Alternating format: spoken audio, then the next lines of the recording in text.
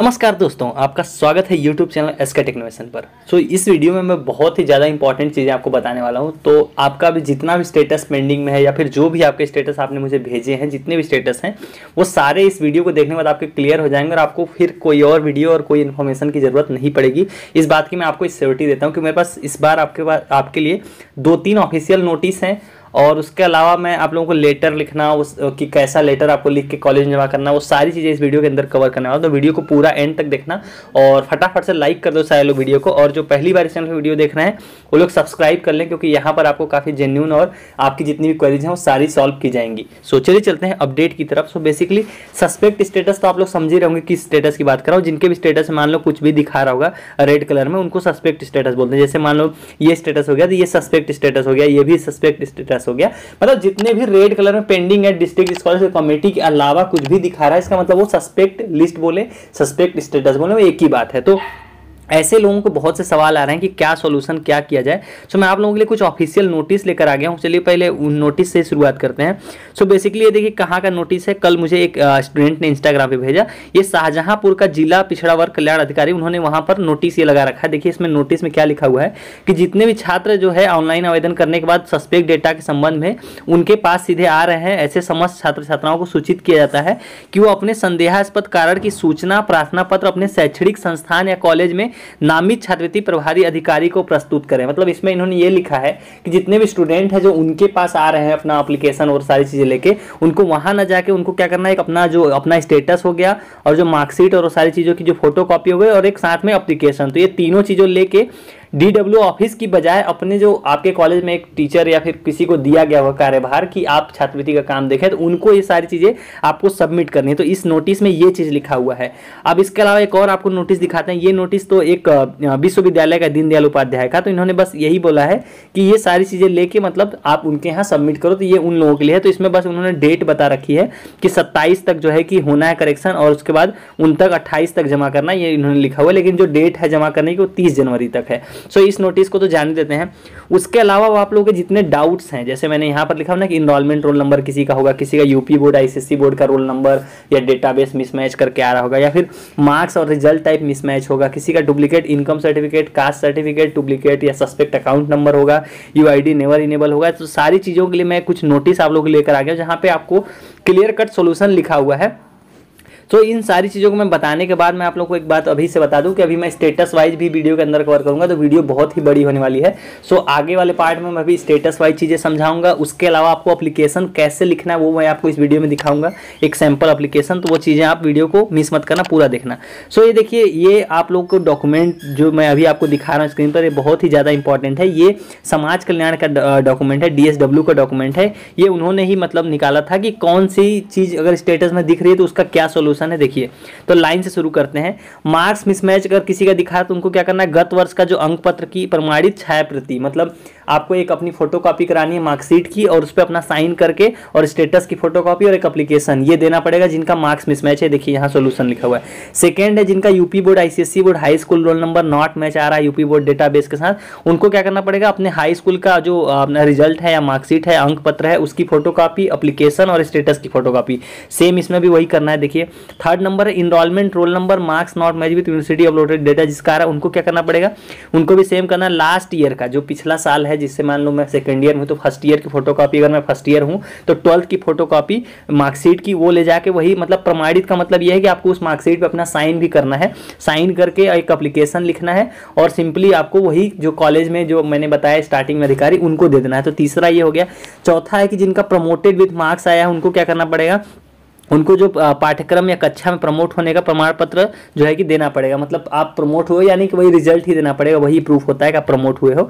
उसके बाद ये देखिए 5वां नंबर की अटेंडेंस परसेंट किसी का लेस देन 75% अगर शो कर रहा है तो उनको क्या करना पड़ेगा, उनको विद्यालय में छात्र छात्रा की वर्तमान शैक्षिक सत्र से 75% से अधिक उपस्थिति होने का प्रमाण पत्र, मतलब कि आपको ये भी सर्टिफाई करना पड़ेगा आपका 75% से अटेंडेंस ज़्यादा है। तो ये कॉलेज वाले आपको एक डॉक्यूमेंट या कुछ बना के देंगे अपनी तरफ से। तो ये सारी चीज़ें 5 चीज़ें हो गई। अब इन्हीं चीज़ों को मैं स्टेटस वाइज भी आगे कवर करूंगा। तो ये तो चीज़ें हो गई अब ये 5। उसके अलावा बैंक से रिलेटेड बहुत लोगों के डाउट्स हैं, तो बैंक में देखिए आपको बता देता हूँ लाइन से कि जिनका जैसे पेंडिंग है डिस्ट्रिक्ट स्कॉलरशिप कमेटी दिखा रहा है, तो उनको देखिए क्या लिखा है, पोर्टल खुलने पर यह स्वतः फॉरवर्ड हो जाएगा। वही जो मैंने आप लोगों को स्टार्टिंग से बताया कि जिनका पेंडिंग है DW है उनको कुछ नहीं करना है। आप ये देख पा रहे हैं 2021-22 है, मतलब कि तब का डॉक्यूमेंट है, लेकिन ये सारी चीजें अप्लीकेबल होती है, मैं आप लोगों के लिए ढूंढ कर लाया हूँ।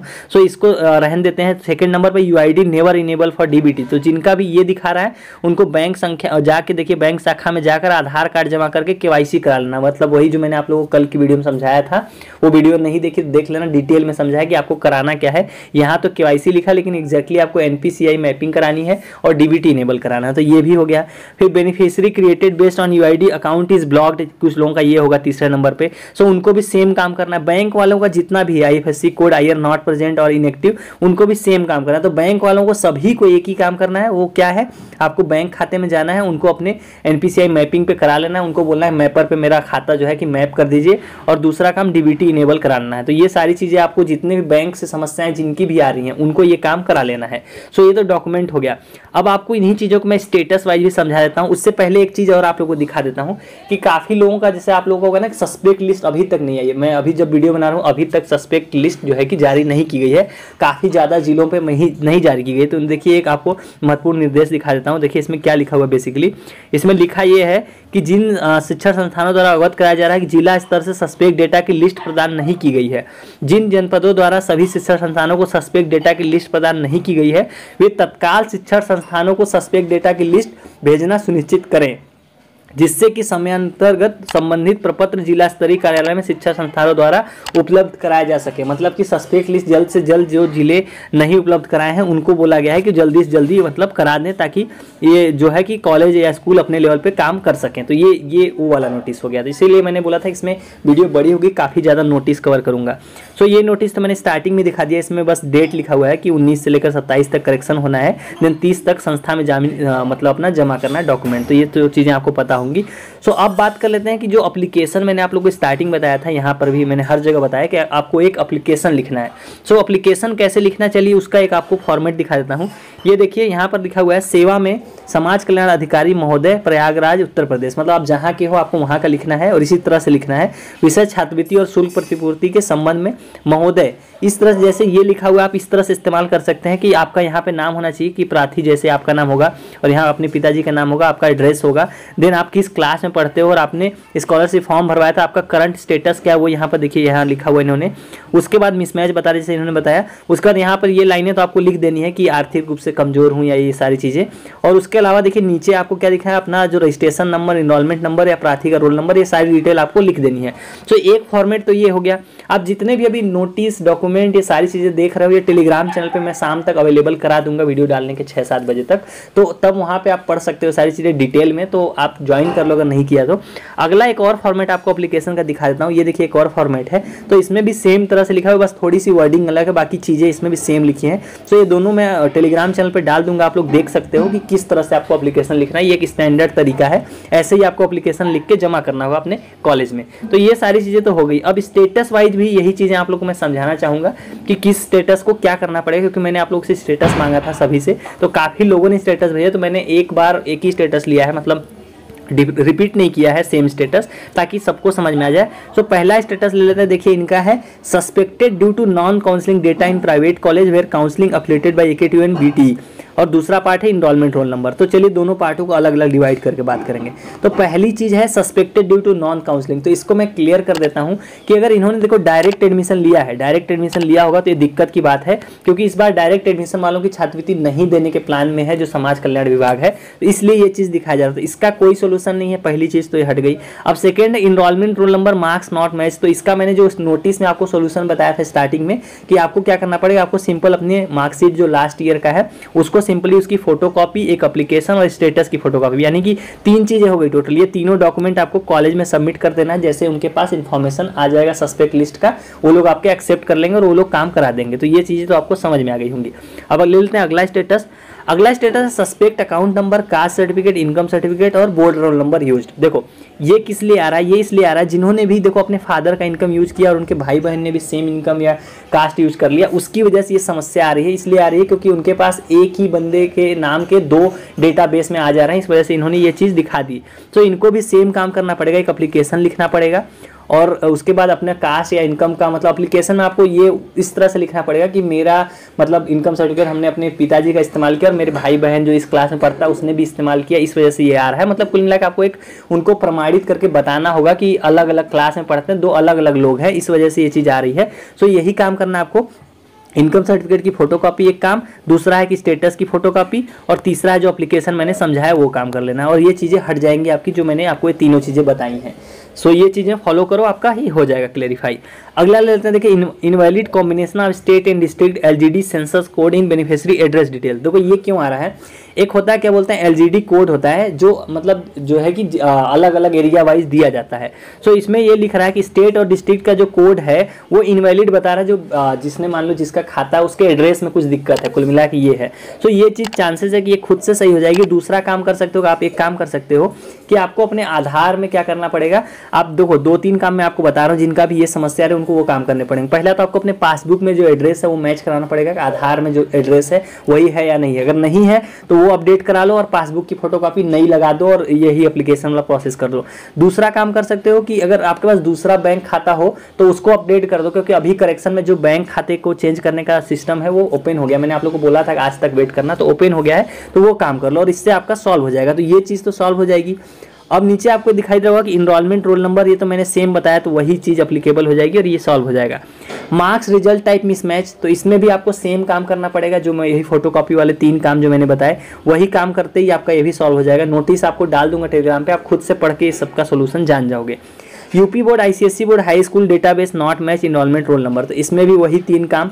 आपको क्या करना पड़ेगा, अपने 10th की मार्कशीट लीजिए, दूसरा है आपको स्टेटस की फोटोकॉपी और तीसरा वही एप्लीकेशन। तो ये 3 चीज़ें कर दो, आपका भी सॉल्व हो जाएगा। तो ये उसी नोटिस से मैं बता रहा हूँ, ये मैं खुद से नहीं बता रहा हूँ, आपको जो मैंने नोटिस दिखाया था तो वहीं से चीज़ें समझा रहा हूँ। यूआईडी नेवर 11 का सोल्यूशन तो वही होगा कि एनपीसीआई डीबीटी करा लो, सॉल्व हो जाएगा। पेंडिंग है डीडब्ल्यू वालों का ऑटोमेटिक वेरीफाई होगा, बस इनको वेट करना पड़ेगा, कुछ नहीं करना इनको, ऑनलाइन ऑफलाइन कुछ भी नहीं करना इनको, बस ये बैंक वाला ये काम करा लेना है। अगला स्टेटस ले लेते हैं। अगला status applied for ITI course more than 6 year from high school passing year. So इनको बेसिकली एक गैप सर्टिफिकेट बनवाना पड़ेगा और गैप सर्टिफिकेट लगाना पड़ेगा। जैसे ही लगाओगे आप ये सॉल्व हो जाएगा, ये बड़ा इशू नहीं है, सिंपल एक गैप सर्टिफिकेट से हो जाता है। अब रिजल्ट नॉट डिक्लेयर्ड वालों को मैं बता देता हूँ क्लियर के रूल के हिसाब से, अगर आपने 27 जनवरी तक अपना रिजल्ट अपडेट नहीं किया, मान लो आपने तब रिजल्ट नॉट डिक्लेयर करके भरा था और अभी तक आपने अपडेट नहीं किया, तो आपका फॉर्म हो जाएगा रिजेक्ट। ये रूल में क्लियर कट लिखा हुआ है। तो रिजल्ट आप कोशिश करो कि आ जाए, नहीं तो आपका ये चीज़ मतलब हट जाएगी। और जो अटेंडेंस परसेंट है ये कॉलेज वाले सही करेंगे। और तीसरा प्रॉब्लम तो मैंने स्टार्टिंग में बता दिया था। सो ये सारे स्टेटस थे। तो वीडियो तो जैसा मैंने बोला था कि डिटेल में समझाऊंगा। उम्मीद करता हूँ आपको हर एक चीज़ समझ में आ गई होगी, सारे नोटिस सारी चीज़ें जो मैंने लाइन से आपको मतलब पूरी कोशिश की कि आपको डिटेल में हर प्रॉब्लम का सोल्यूशन बता दिया जाए। सो उम्मीद करता हूँ आपके सारे डाउट्स अब क्लियर हो गए होंगे। सो इतना मैंने आप लोगों के लिए मेहनत किया, तो फटाफट से सब लोग लाइक तो करके ही जाना वीडियो को, और इसको जितना ज़्यादा शेयर कर सको आप कर दो अपने फ्रेंड्स में, जो भी छात्रवृत्ति का फॉर्म भरा जिन्होंने भी, ताकि उनकी भी हेल्प हो जाए और उनके डाउट्स भी क्लियर हो जाए। सो चलिए गाइस, वाली वीडियो में इतना ही। उम्मीद करता हूँ आपको वीडियो इन्फॉर्मेटिव लगी हो। सो टेलीग्राम चैनल से जुड़ जाओ और इंस्टाग्राम से भी जुड़ जाओ। So thank you for watching.